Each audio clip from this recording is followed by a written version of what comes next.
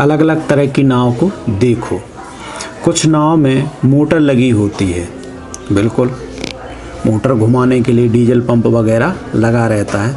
तो कुछ नाव में मोटर लगी रहती है और वे समुद्र में बहुत दूर तक चली जाती हैं। समुद्र में दूर जाकर उन्हें ज़्यादा मछलियाँ मिल जाती हैं। दूर जाएंगे, पास की समुद्र के किनारे छोटी छोटी मछलियाँ रहती हैं जिन्हें बहुत सारे छोटे छोटे मछुआरे पकड़ लेते हैं, लेकिन दूर जाएंगे तभी हमें बड़ी मछलियाँ मिलेंगी, ज़्यादा मिलेंगी। मोटर लगी नाव लगभग 20 किलोमीटर प्रति घंटा की चाल से चल सकती है या चली जाती है। 1 घंटे में 20 किलोमीटर। यहाँ देख रहे हैं मोटर बोट 3.5 घंटे में कितनी दूरी तक जा पाएगी। तो 1 घंटे में जा रही है 20 किलोमीटर, 2 घंटे में 40 किलोमीटर, 3 घंटे में 60 किलोमीटर, साढ़े मतलब आधे घंटे में 10 किलोमीटर। तो कितना हो जाएगा टोटल 70 किलोमीटर। कितने किलोमीटर? 70 किलोमीटर। भाई 3.5 का मतलब 3 सही 1/2 और 1 घंटे में चलती है 20 किलोमीटर। 1 घंटे में 20 तो 3.5 में ज़्यादा के माने गुणा, तो 3 दूनी 6 1 7, 7/2 बन गई मिश्र भिन्न से सरल भिन्न। फिर इसको देखेंगे 20 से गुणा करेंगे, बटे में 1 लेंगे, 2 एकम 2, 2 छक्के 12, वो 2 धाम 10 दून धाम के 20 और 10 सत्ते 70। कितना 70 किलोमीटर की दूरी जा सकती है। तो दूरी बराबर यहाँ पर सूत्र भी सीख सकते हैं, दूरी बराबर गति गुणे समय। तो गति है, उसकी गति मतलब चाल, यानी चलती कितनी है 20 किलोमीटर प्रति घंटा, और समय कितना है 3.5 घंटा। 3.5 यानी 7/2 घंटा। इसको हल करेंगे 2 धाम के 20 10 सत्ते 70, तो दूरी हो जाएगी 70 किलोमीटर। समझ में आ गया। 85 किलोमीटर जाने में उन्हें कितना समय लगेगा। अब देखो समय बराबर निकालना है, तो समय का सूत्र होता है समय बराबर दूरी बटे गति। गति को ही हम चाल कहते हैं। दूरी है 85 किलोमीटर और चाल है उसकी 20 किलोमीटर प्रति घंटा। जी चाल है 1 घंटे में 20 किलोमीटर प्रति घंटा, यानी प्रति माने 1 घंटा माने घंटा, 1 घंटे में 20 किलो। तो 20 से भाग दे देंगे, तो 20 चौका 80, 20 चौका 80 और बचेंगे 5। तो पहले हाँ इसको काट भी सकते हैं, तो 5/20 यानी 4 घंटे पूरे और 5 एकम 5, 5 चौका 20 यानी 1/4 घंटा, और यानी 4 घंटे और 1/4 घंटे का होगा। 1 घंटे के 4 हिस्से कीजिए तो 15 मिनट बनेगा, तो 4 घंटा 15 मिनट। इसको बोलेंगे 4 घंटा 15 मिनट या 4.25 घंटा, ठीक है, या 4:15 का समय लगेगा। ओके, 4 घंटे 15 मिनट का समय लगेगा। समझ में आ गया। 85 किलोमीटर जाने में उन्हें कितना समय लगेगा। तो समय बराबर दूरी बटे गति होता है। 85 किलोमीटर चलने के लिए पहले 80 किलोमीटर चलने के लिए 4 घंटे तो पूरे लगेंगे, और 5 किलोमीटर चलने के लिए 15 मिनट लगेंगे, ठीक है, क्योंकि 1 घंटे में 60 मिनट होते हैं। तो 60 मिनट में चलेगा 20 किलोमीटर, 30 मिनट में चलेगा 10 किलोमीटर और 15 मिनट में चलेगा 5 किलोमीटर। तो 5 किलोमीटर चलने के लिए 15 मिनट और लग जाएंगे। ओके, आगे देखेंगे। यहाँ पर मोटर बोट हैं, इन बोटों में मोटर लगी हुई है जो 20 किलोमीटर प्रति घंटा की चाल से चलती है। ये भी मोटर बोट है और लंबी पूंछ वाली नाव है। ये इसको देख रहे हैं, ये बड़ी मशीन है, नाव है, ट्रालर है। ये कई दिनों तक समुद्र के अंदर ही रह सकती है, तो बहुत दूर तक जा सकती है। तो बड़ी मछलियाँ यही, ज़्यादा मछलियाँ यही पकड़ के ला सकती है। लेकिन अब मछुआरे बहुत चिंतित हैं, परेशान हैं, चिंता कर रहे हैं। क्योंकि इस मछली व्यापार में कुछ बड़ी मशीनें लगी हुई हैं।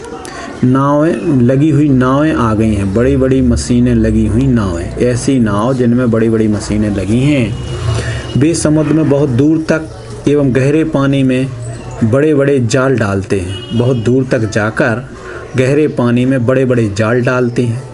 इस प्रकार वे बहुत सारी मछलियां पकड़ लेते हैं और समुद्र के किनारे पर बहुत कम मछलियां रह जाती हैं। ये नावें ज़्यादा दिनों तक अगर समुद्र में रह पाती, ज़्यादा दिनों तक समुद्र में रह पाती हैं। अब ये बड़ी मशीनी नावों उन छोटी मछलियों को भी पकड़ लेती हैं जिन्हें अभी बड़ा होना होता है। मछुआरे तो हमेशा मछलियों के बच्चों को जाल से निकालकर समुद्र में जाने देते हैं या दोबारा उसमें फेंक देते हैं, डाल देते हैं। वे जाल को इस तरह तैयार या करते कि केवल बड़ी मछलियां ही पकड़ी जाएं, या मछुआरे जो होते हैं वे जाल को इस तरह तैयार करते हैं कि केवल बड़ी मछलियां ही पकड़ी जाएं और छोटी मछलियां जो उनके बच्चे हैं, जिन्हें उन्हें अभी बढ़ना है, वो उसके अंदर पकड़ी ना जाएं, वो तो पानी के अंदर ही रह जाएं। तो इस प्रकार का जाल बनाते हैं। ठीक है, अब आपको समझ में आ रहा हो कि बड़ी मशीनों वाली नाव जो चल रही हैं वो कई दिनों तक समुद्र में रह सकती हैं, कई किलोमीटर दूर समुद्र में जा सकती हैं और गहरे पानी में वहाँ पर जाल डालते हैं तो बहुत सारी मछलियाँ पकड़ लेते हैं। और ठीक है, इस प्रकार से आपकी बड़ी नाव के बारे में बताया गया और ये चिंता का विषय है, क्योंकि अब समुद्र के किनारे मछलियाँ नहीं मिलेंगी।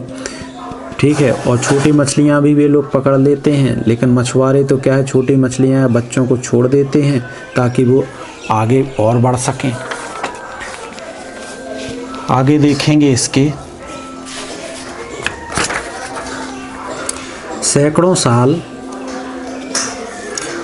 साल से मछुआरे समुद्र और इसमें पलने वाली मछलियों की देखभाल करते आ रहे हैं। सैकड़ों साल से मछुआरे समुद्र और इस समुद्र की रक्षा और इसमें पलने वाली मछलियों की देखभाल करते आ रहे हैं।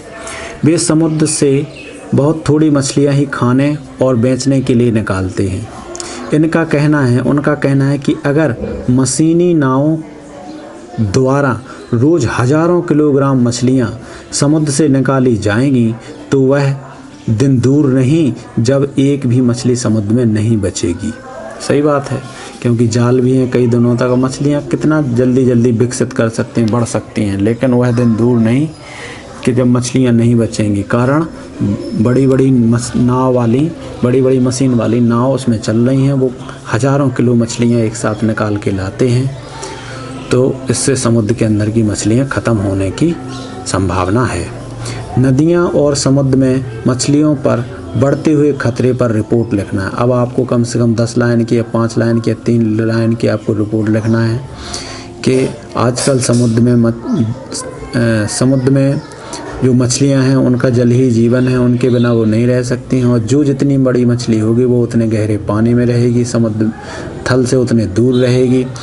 लेकिन जब पहले मछलियों को मल्लाह जो पकड़ते थे, मछुआरे जो पकड़ते थे, वो उनके छोटे छोटे बच्चों को छोड़ देते थे, बढ़ने के लिए छोड़ देते थे, तो मछलियों की संख्या संतुलित बनी रहती थी। ठीक है, लेकिन यहाँ पर अब बड़ी नाव जो मशीन वाली नाव हैं वो कई दिनों तक समुद्र में रह सकती हैं, बहुत दूर तक जा सकती हैं और गहरे पानी में अपने जाल को डालकर हज़ारों किलो मछलियां एक साथ पकड़ सकते हैं और उनमें छोटी मछलियों को भी वो पकड़ लाते हैं। इससे उसके अंदर जो रहने वाले उनके बच्चे हैं वो बच्चे भी पकड़े जाते हैं, तो मछलियों के अंदर वो समुद्र के अंदर मछलियों की कमी आगे भविष्य में होने वाली है।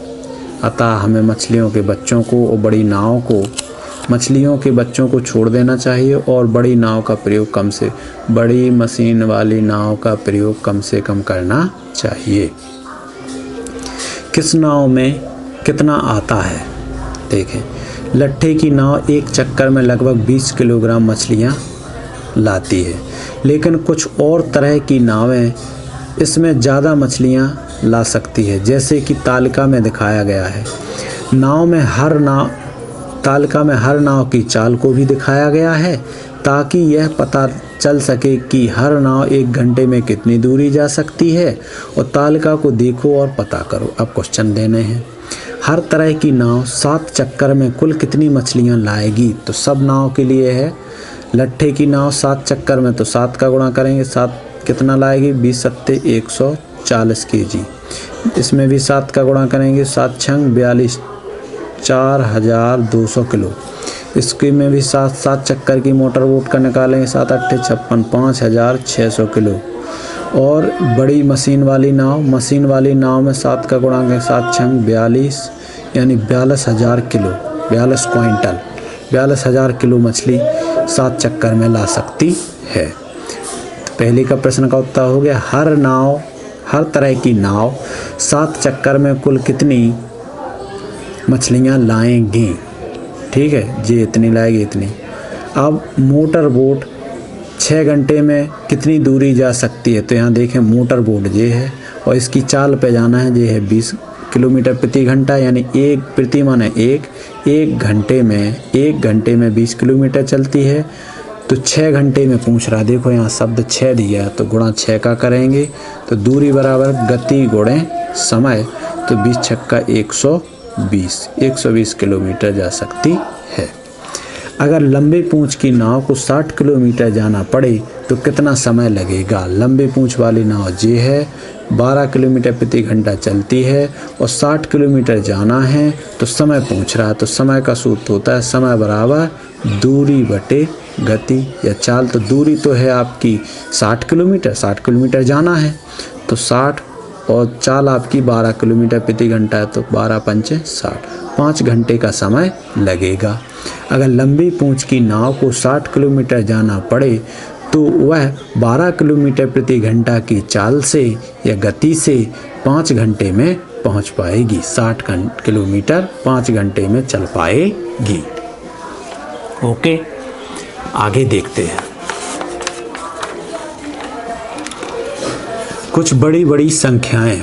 अब बड़ी बड़ी संख्याएं करोड़ों लाखों करोड़ों की संख्या बड़ी बड़ी संख्याएं कहलाती हैं। गणित का जादू पुस्तक 4 में, गणित का जादू पुस्तक 4 में तुमने लाख संख्या के बारे में सुना था। 100,000 बराबर 1 लाख, ठीक है, जो 100,000 के बराबर होती है। बिल्कुल सही। तुमने पढ़ा था कि हमारे देश में लगभग 1 लाख ईंट के भट्टे हैं जहाँ ईंटें बनाई जाती हैं। ईंटें जहाँ बनाई जाती हैं उसे भट्टे कहते हैं। तो 1 लाख जगह पर ईंटों के भट्टे बनाए जाते हैं। तुमने इसके अलावा लाख संख्या के बारे में और क्या सुना? 100,000 की रकम बराबर 1 लाख हो जाता है। 100,000 की जनसंख्या बराबर 1 लाख जनसंख्या हो जाता है। ठीक है, तो इस प्रकार से आप लोगों को देखना है। 100,000 वर्ग किलोमीटर बराबर 1 लाख वर्ग किलोमीटर हो जाता है। 100,000 मतलब हो तो 1 लाख बन जाता है। अब 1000 की संख्या लिखो, तो आपने लिख दी कि ये है आपकी 1000, इकाई सैकड़ा हज़ार। अब 100,000 लिखो। अब 100,000 लिखना तो 1000 तो ये है ही है, 100 और 209 और बढ़ा दीजिए, इकाई दहाई सैकड़ा हज़ार 10,000 लाख। 100,000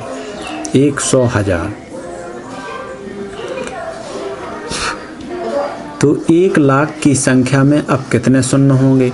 1 लाख की संख्या में 5 शून्य होंगे। 1000 में 3 और 100 में 2, तो 1 लाख में टोटल 5 शून्य होंगे। ठीक है, कितने शून्य होंगे? 5। आसान है ना? हाँ है। हमारे देश में लगभग 2 लाख नावें हैं। कितनी हैं? 2 लाख। 2 बना के उस पर 5 शून्य रखो, तो 2 लाख नावें हैं। कितनी है? 2 लाख नाव हैं। उनमें से आधी आधी बिना मोटर की हैं, तो यानी आधी होंगी तो 1 लाख होंगी। 2 लाख का आधा 1 लाख।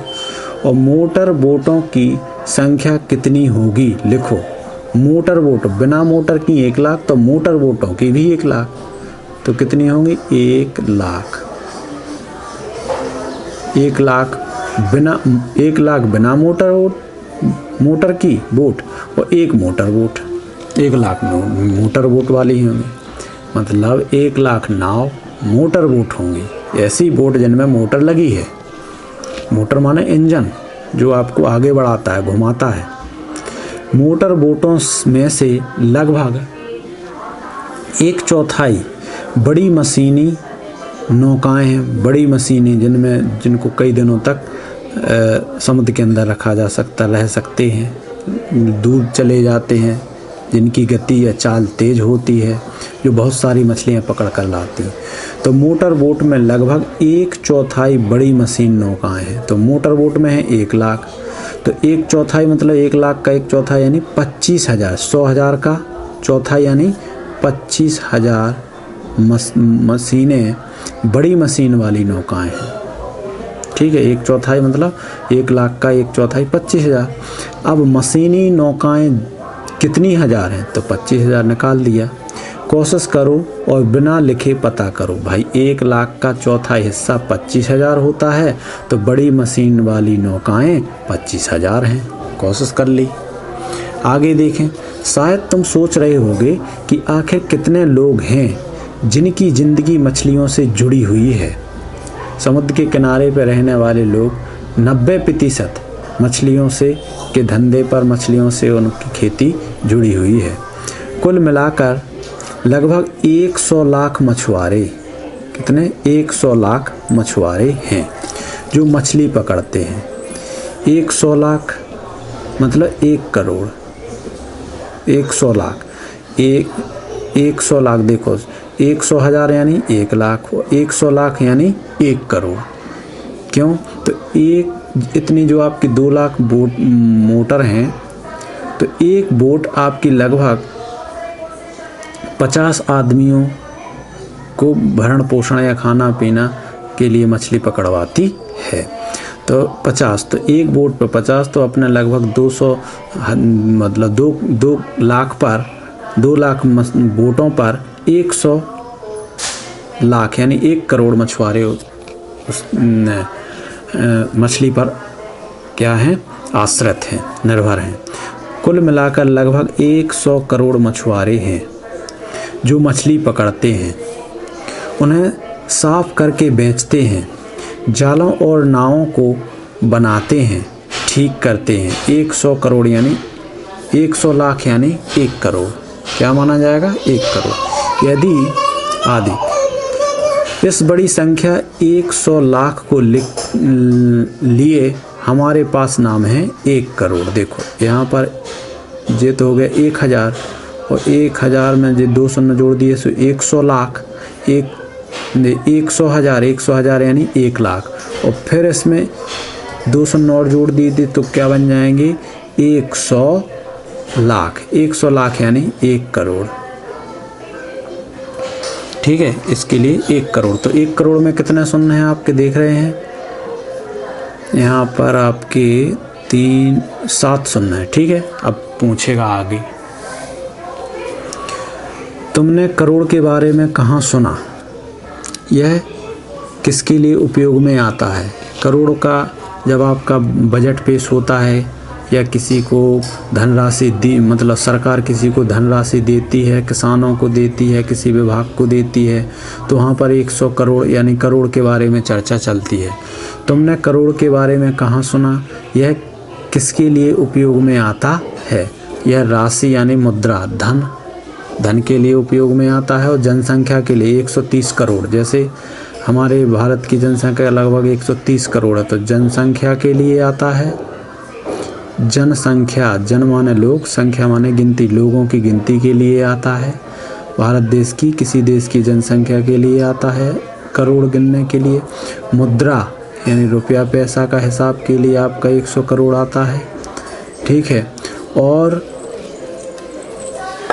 पेड़ पौधों के बारे में गिनती करने के लिए भी 100 करोड़ आता है। 1 करोड़ लिखने की कोशिश करो, बहुत सारे शून्य में उलझ मत जाना। तो देखें, पहले आपको क्या लिखना है, इकाई, दहाई, सैकड़ा, हज़ार, 10,000, लाख, 10 लाख और फिर करोड़। तो यहाँ पर इकाई पे शून्य, दहाई पे शून्य, सैकड़ा पे शून्य, हज़ार पे शून्य, 10,000 पे शून्य, लाख पे शून्य, 10 लाख पे शून्य, करोड़ पे 1। तो आप देख रहे होंगे कि 1 करोड़, 0 लाख, 0 हज़ार, 0 सैकड़ा, दहाई, इकाई। ठीक है, ऐसे लिखा जाता है। ओके, आगे बढ़ते हैं।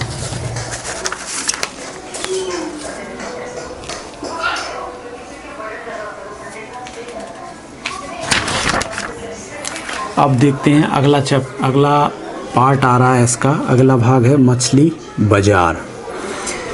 क्या तुम कभी मछली बाजार गए हो? हाँ, गए हैं। अगर हाँ, तो तुम्हें पता होगा कि भीड़ और शोर से भरी जगह को मछली बाजार क्यों कहते हैं। क्योंकि वहाँ पर बहुत सारी भीड़ होती है, बहुत सारा शोर होता है, सभी लोग वहाँ मछली खरीदने बेचने जाते हैं। तो बेचने वाले ग्राहकों को आवाज़ लगा कर, मछली का भाव बताकर, ताज़ी मछली के बारे में बताकर ग्राहकों को पास बुलाते हैं, आकर्षित करते हैं। ठीक है, आज मछली बाज़ार में बहुत चहल पहल है, शोर शराबा है। कुछ मछुआरों की नावें बहुत सारी मछलियां लाई हैं। मछुआरिने मतलब स्त्रीलिंग है मछुआरे का। ठीक है, पुल्लिंग यानी पुरुष, स्त्रीलिंग माने स्त्री, महिला। तो मछुआरे ने चिल्ला चिल्ला कर, चीख चीख कर, चिल्ला चिल्ला कर, कीमत बताकर, दर, कीमत यानी दर बताकर खरीदारों को अपनी ओर बुला रही हैं। ठीक है, कस्टमर्स को अपनी ओर, खरीदारों को अपनी ओर बुला रही हैं। मिनी नाम की मछुआरन मछली बेच रही है। क्या कहती है? यहाँ आओ, यहाँ आओ, ये लो छोटी छोटी मछलियाँ। मछली का नाम है सार्डन। 40 रुपया प्रति किलो, 40 रुपया kilo, kilo means 1 kilo. Gracy नाम की मछुआरन कहती है कभी इतना सस्ता नहीं मिलेगा, खरीदो स्वाड मछली का नाम। मछली 60 रुपया प्रति किलो। ठीक है, फोरम्मा कहती है, फोरम्मा मछुआरन छोटी झींगा मछली 150 रुपया किलो बेचती है। और कारूथम्मा स्क्विड्स मछली को बेचती है। स्क्विड 50 रुपया किलो बेचती है।